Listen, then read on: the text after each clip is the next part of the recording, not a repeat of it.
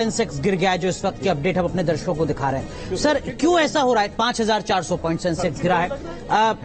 Manoj sir, तब जबकि BJP को ही एक तरीके से यहाँ पर एनडीए की सरकार बन रही है, नरेंद्र मोदी प्रधानमंत्री बन रहे हैं, तब इतनी बड़ी गिरावट का क्या मतलब सर? ये देखिए इसका साफ साफ जो मतलब है वो ये है कि मार्केट ये तो एक्सपेक्ट करता है कि मोदी की सरकार बनेगी, लेकिन मार्केट साथ साथ ये भी एक्सपेक्ट करता है कि मोदी के हाथ में डिसीजन मेकिंग पावर जो पहले 2 टर्म में थी वो पावर नहीं रहेंगी, और जो इकोनॉमिक रिफॉर्म्स जिसकी हर किसी को उम्मीद थी कि उनके 3rd टर्म में होगा, वो उम्मीद उनको भी है नहीं। आपको ध्यान होगा कि मोदी जी हर भाषण में वो कहते थे कि 3rd टर्म में वो और ज्यादा टफ डिसीजन लेंगे। बिल्कुल।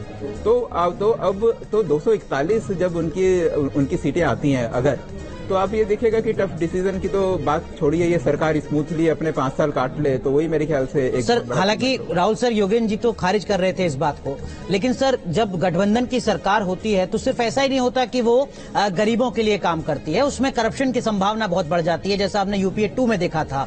आपको नहीं लगता कि अगर इस तरीके की ही टैली बनती है तो सरकार चलाने में मुश्किलें बहुत ज्यादा आएंगी और उसका खामियाजा देश को ही भुगतना पड़ेगा? से मुझे डर ये है कि, और डर क्या मतलब, ये निश्चित ही होगा अगर यही स्थिति रहती है कि बीजेपी लगातार दबाव में काम करेगी, जिसको हम भैया दोहन कहते हैं या उसको कहते हैं पॉलिटिकल ब्लैकमेल होगा।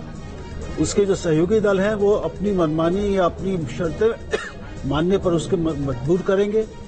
जहां उनके हित में कोई, उनके अपने क्षेत्रीय राजनीतिक हित में कोई कदम नहीं होगा, उसको वो नहीं उठाने देंगे।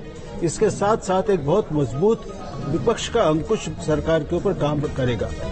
ये सब कुल मिला के बता रहे हैं कि बड़ी कल्याणकारी नीतियों योजनाओं के अलावा जो आर्थिक सुधार के, वित्तीय सुधार के सख्त कदम उठाने की बात स्वयं मोदी जी ने अभी कन्याकुमारी से लौटने के बाद लिखे चिट्ठी में जिसका जिक्र किया था जी, वो अब नहीं होंगे।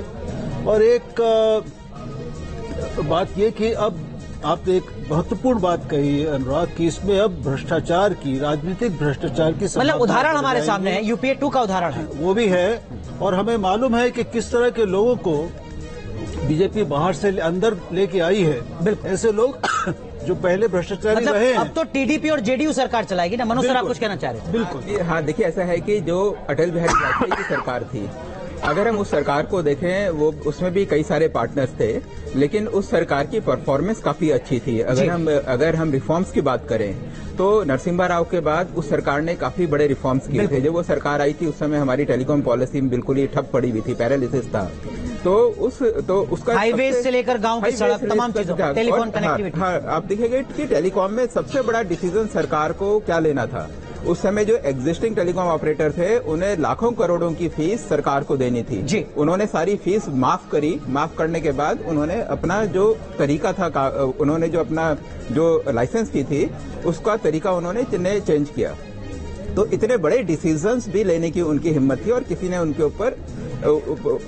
ने उनके इंटेंशंस को डाउट नहीं किया। आपको ध्यान होगा कि जो लॉस मेकिंग पीएसयूज थी, सबसे ज्यादा अटल बिहारी वाजपेयी जी की सरकार ने उसको बेचा। तो मेरे को लगता है कि अगर सरकार चाहे तो काम कर सकती है।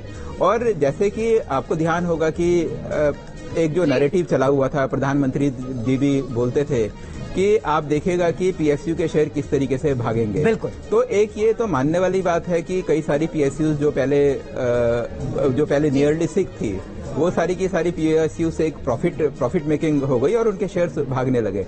तो लेकिन कहने का मतलब शेयर्स भागे या नीचे जाएं, मतलब वो नहीं है। कहने का मतलब ये है कि वो पीएसयू से अच्छा परफॉर्म कर रही थी और कई कंपनियां अच्छा काम कर रही थी।